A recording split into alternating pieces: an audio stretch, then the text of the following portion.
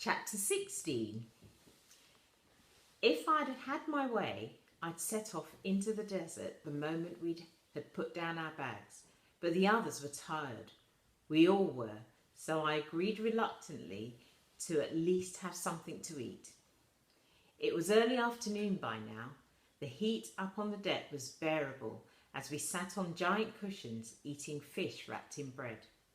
It was served with tomatoes and red onions and something that looked like parsley but tasted soapy and was absolutely delicious.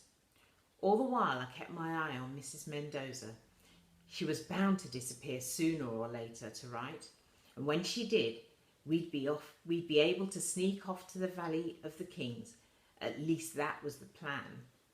Instead, I fell asleep. When I woke up, it was mid-afternoon. I scrambled to my feet, dry-mouthed and blurry-eyed. "Why didn't you wake me?" I said to Tulip, who was lounging nearby with her feet up, drinking iced tea. I was annoyed we'd wasted so much time. "You needed the rest," she replied. Mrs. Mendoza was nowhere to be seen. "Mama's gone to a cocktail party tonight at the hotel," Tulip told me. In which case, I caught her eye. Tulip nodded. She drained the rest of her drink. It was time to go. Down in the cabin I was sharing with Tulip, I rummaged through my unpacked suitcase for my satchel and the jar, trying not to dwell on how nervous I was. Back up on deck, Oz was settling down in a hammock with an armful of books. I felt guilty for shattering his peace. "What, now?" Oz huffed a bit when I told him we were going straight away. "Yes, now," Tulip replied irritably. "If we go now, there might still be a bit of daylight left," I said, "especially as we don't completely know the way." "And we've got to climb a rock face when we get there," Tulip added with a grimace.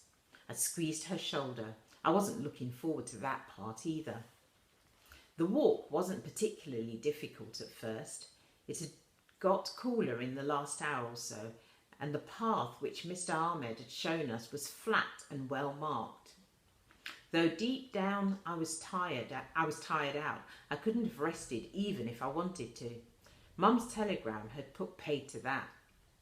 Leading us away from the river, the path dropped between two stone walls. Then, as the ground rose up again, Castle Carter came into full view. The house looked formidable, square and stern. All the blinds were down at the windows, though someone was obviously at home because you could hear jazz playing on a gramophone.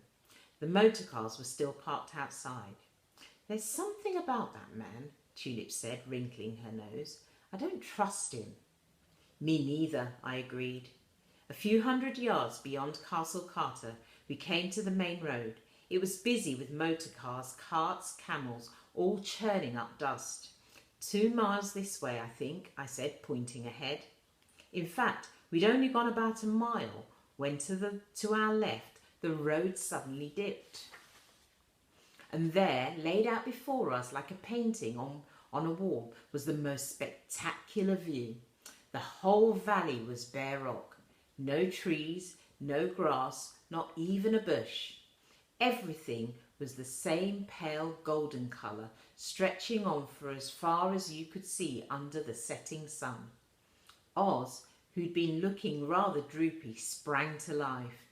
"I should have brought my sketchbook. I want to draw it, all of it, from every angle." "And you can," Tulip reassured him, "later." "Down there, look," I pointed at where the road disappeared round a rock that jutted out. "I bet that's where the Carter dig is." There wasn't an actual opening to see, just a few white tents pitched up, some tethered donkeys, local men carrying baskets on their heads. There were power cables running across the dirt. A man was taking photographs, though the young boys carrying water kept getting in his way. "I can't believe this is actually it," Oz gasped. "The Valley of the Kings." Bizarrely, I could believe it. I felt it too. That strange sense of dread had come over me again, and a chill slithered down my neck. I wouldn't want to be buried here, Tulip said. I knew what she meant. There was so much rock, so much sky. The whole valley made you feel tiny in a way that was almost menacing. It was the sort of place you'd perish in if you weren't already dead. And somewhere in it, away from all the fuss, the water boys, the electric cables, was a place where Mayer meant his best friend to lie at peace. The next big question for us was how to find it, and to do so without Howard Carter noticing. If we stuck to this side of the valley, we'd at least stay out of sight as we descended. Not that there was a path as such. From up here, the hillside looked alarmingly steep, and there was a general feeling that I'd be the one to lead the way. "Go slowly," I called over my shoulder as I took my first steps. "Don't look down either," I added as I quickly glanced at the valley floor, which made my head swim. Once we'd got going, it wasn't too bad. We were almost a quarter of the way down the hillside when I heard Oz call out behind me. I turned around to see him pointing to the sky. Something had happened to the sky. One moment it was low and red, the next it dimmed like it had gone behind a cloud. Only there were no clouds, just a huge billowing wall of dust coming towards us at an alarming speed. Within seconds we were in the middle of the yellow fog. It wasn't like a London pea souper. It was hot and gritty. It made my eyes sting, my mouth go powder dry. Now I really couldn't see anything but swirling, churning sand. We froze on the hillside. One wrong move might send any of us plummeting to the valley floor below. "Yikes! This is horrible," Tulip yelled. I was so glad to hear her voice. Even more glad when I felt an arm, then another arm, and Tulip wrapped herself tightly around me, burying her face between my shoulder blades. "Oz!" I cried. "Are you there?" I couldn't hear him reply. "We'll have to sit it out," I said, praying that Oz was nearby too, and being sensible. I'd read about sandstorms, but that didn't prepare me for what it was like to suddenly be in the middle of one. The whole sky had gone thunderstorm dark. The wind picked up too, whipping around our heads, blowing sand everywhere. I clapped my hands over my mouth, shut my eyes. Behind me, Tulip groaned. "It's vile." "Stop talking," I told her. I'd no idea how close we were to the edge of the hillside. There was nothing to cling on to. Everywhere was sand. It was in the air, on the ground, in my ears, up my nose, crunching between my teeth. Even when I did open my eyes just a slither, I couldn't see further than my hand. I'd an eerie feeling that this sandstorm wasn't a coincidence. Perhaps they were common in these parts. I didn't think so somehow. A sandstorm had happened on the day Kiki died. A young man caught out in bad weather had perished. I stood bolt upright, frantic. "Oz, where are you? Answer me if you can hear me." From somewhere above us came a little bleat of a cry. Tulip was on her feet now as well. "Hang on, we're coming," I yelled. My heart was thumping. I couldn't breathe or find my bearings. All I knew was Oz was on his own on the hillside, and we had to get to him. "Just stay where you are," Tulip shrieked. Whether he heard, I'd no idea. Wind and sand kept swirling around us. I inched along, half a step at a time, terrified of being too close to the edge of the hill. Tulip crouched beside me. I had to trust the ground beneath my feet. Oz must be nearby, and when I saw a glimmer of blue sky and the wind began to drop, I almost started to run. If I had, I'd have gone slap bang into him. Not Oz, who was sitting quite sensibly on the ground, looking dusty but unharmed, but the back of someone wearing a grey gawabia.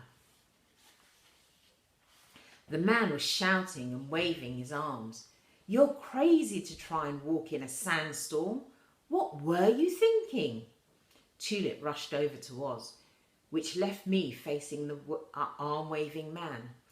As the storm quickly cleared, I saw it wasn't a man, but the boy from earlier who'd had the camels and who definitely wasn't smiling now.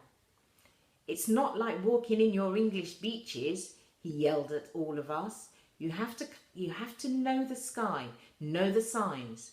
The valley is a strange and moody place. It's dangerous for people who don't understand it." I felt embarrassed. "Thanks for finding Oz. We're really grateful," I said. Tulip, all smiles now, tried to shake the boy's hand, but he backed away. "You English, you come to our country with your cars and your electric cables and think you can triumph over anything. It's not like that out here. It's a different sort of place that requires respect and patience." By now, I was starting to wonder if Mr. Carter was at the root of his anger, and when Tulip asked ever so sweetly for directions down into the valley, that seemed to firm up the boy's view that we English were in this together. He gave us directions, all right, long, complicated ones that led us uphill and downhill until eventually we were back by the river where we'd started. The boy had sent us deliberately the wrong way. It was so exasperating. It was almost completely dark. "What do we do now?" Tulip asked, looking pretty fed up. I shook the last of the sand from my hair and shifted my satchel onto the other shoulder. My head straight from the Carter site, and we head straight for the Carter site and climb upwards, I said. "The plan hasn't changed." Tulip nodded. "You're right, we've got to try again." Oz didn't say anything, but he was the first of us to turn on his heel and set off in the direction of the desert.